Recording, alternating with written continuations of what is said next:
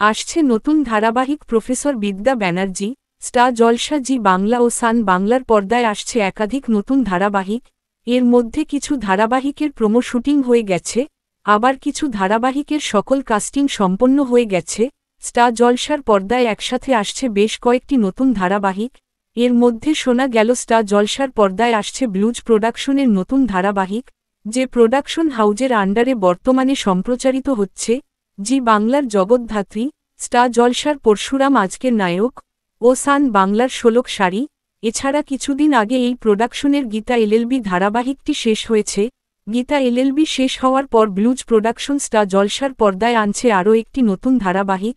এই ধারাবাহিকে মুখ্য চরিত্রে অভিনয় করবেন জনপ্রিয় অভিনেত্রী স্বস্তিকা দত্ত, যাকে শেষ স্টার জলসার বিজয়িনী ধারাবাহিকে দেখা গিয়েছিল।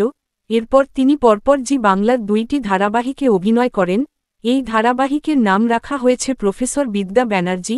ইতিমধ্যে এই ধারাবাহিকের প্রোমো শুটিং হয়ে গিয়েছে। এই ধারাবাহিকের ট্যাগলাইন হল শুধু বিনা পুস্তক নয়, মাঝে মাঝে বেতো তুলে নিতে হয়। তবে এই ধারাবাহিকে নায়কের চরিত্রে কোন অভিনেতাকে দেখা যাবে তা এখনও নিশ্চিত করে বলা যাচ্ছে না। তো বন্ধুরা, তোমরা কে এক্সাইটেড এই নতুন ধারাবাহিকটি দেখার জন্য কমেন্টে জানাতে পারো।